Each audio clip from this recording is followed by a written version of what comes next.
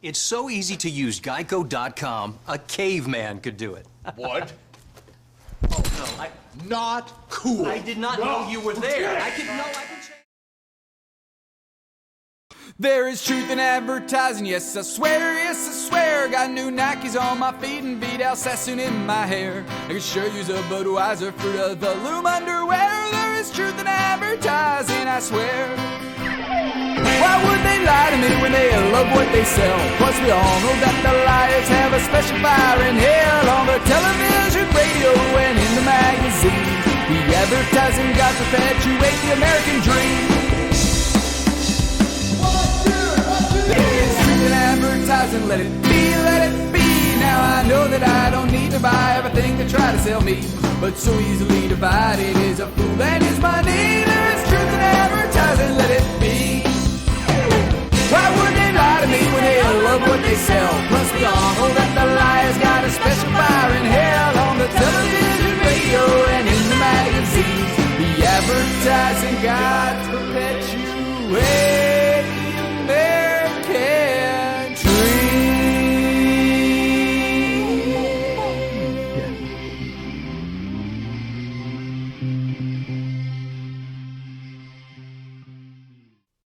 Of all the companies with advertising mascots, one could say that Geico has had the best success of the past 20 years.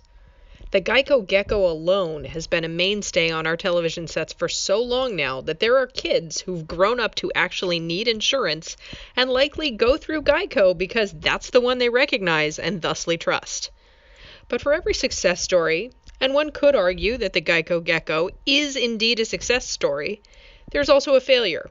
And sometimes it's a failure so grand, so spectacular, so very bizarre that it begs the finely worded question, the fuck were you thinking? This is one of those stories.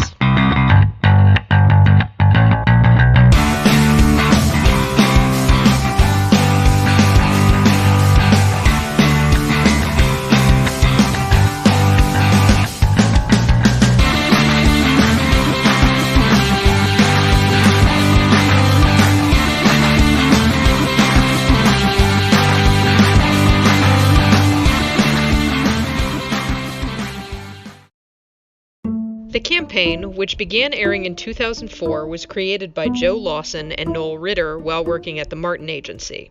The inspiration for it came from the short story Pastoralia by George Saunders, in which two employees, a man and a woman, work as cave people for a failing theme park. So, in 2004, Geico ran the first series of ads featuring the Cavemen under the slogan, "So easy a caveman could do it," insinuating that their website was so simple, even the smallest-brained person to exist could manage using it. This offended several cavemen, however, who still exist in modern society as intelligent, successful bachelors. Joe Lawson has gone on record saying that one aspect of the ads is a critique of modern political correctness. This factoid is about to become extremely important. Because you see, Lawson, who was one of the co-creators of the Cavemen ad campaign, was also a writer and producer for ABC's comedy Modern Family and later Netflix's BoJack Horseman. The reason I brought that factoid and this bit of information up at all is due to hypocrisy. I'd like to know how a guy who states the Cavemen ads were a critique on modern political correctness, going so far as even stating in an interview once that everyone feels as if they're victimized these days, then winds up working on two of the most progressive politically correct series of the past decade. Either way, the Cavemen ad campaign, which ran up until 2007, was wildly successful, with the slogan itself becoming yet another moniker within pop culture often cited and parodied. And while a successful ad campaign is, at this point, nothing short of normal around these parts of the show, the Cavemen did something that no ad campaign thus far had done. It spun off into a full-fledged ABC-produced television series. The series ran from October 2nd to November 13th, 2007, and immediately upon the pilot's initially limited screening, it was met with a less than favorable reception, as it was accused of being racist, since some critics thought the characters of the cavemen were being used as a metaphor for African Americans and other minorities. This put the show immediately under a major creative retooling. Sadly, this retooling did little to help it. The Chicago Tribune listed the series as one of the 25 worst TV shows ever, while Adam Buckman of the New York Post declared the show extinct on arrival. In 2010, the TV Guide Network listed the show as number 22 on their list of the 25 biggest TV blunders, arguing, probably rather understandably, that the basing of a television series on a series of commercials was likely a bad idea from the get-go. The final 6 episodes, in fact, never even aired in the US markets, but did air in Australia. I don't think anyone would argue otherwise about what a mistake it was. Certainly, seeing an ad campaign be so wildly successful that it somehow manages to net its own primetime sitcom is impressive. But something that's impressive can also be bad. Take cannibalism, for the sake of survival odds, for example. Sure, if you manage to overcome the squeamish nature of the act and eat your fellow man in order to live and see another day, that's an impressive force of will. It doesn't make it any less terrible, though. Afterwards, the campaign seemed to also dwindle away, despite the cavemen having been honored by the Madison Avenue Advertising Walk of Fame. Recently, one of the cavemen was spotted filming a new commercial in Homer, Alaska, on the Time Bandit boat, featured from the Deadliest Catch reality series. And, in quite possibly the most ridiculous thing I'll ever have to say on this show, the mayor of Homer, Alaska presented the caveman with a key to the city.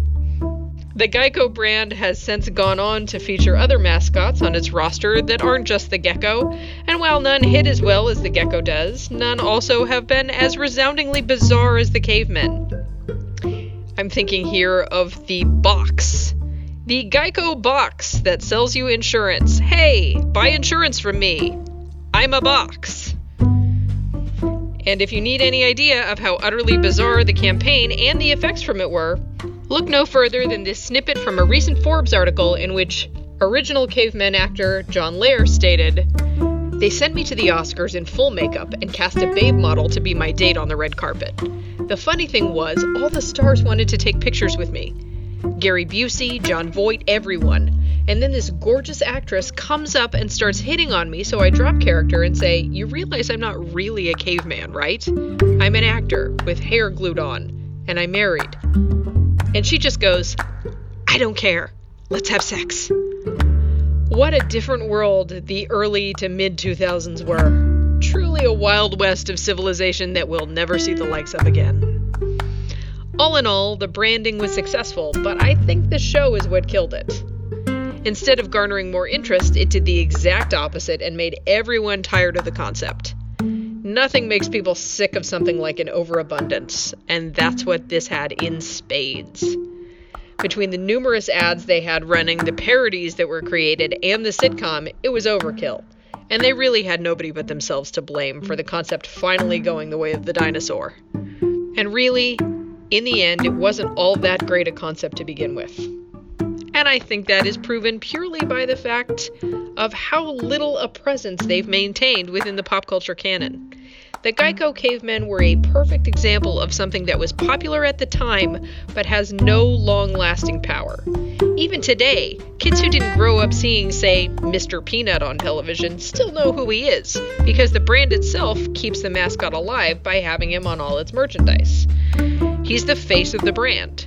These cavemen were not the face of the brand, probably because cavemen have a very unflattering image.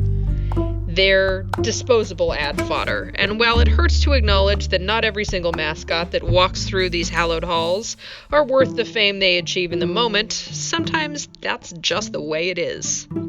Because fame really isn't that hard to obtain. All you have to do is sell just enough of your soul to get it. Fame. So easy, even a caveman could do it.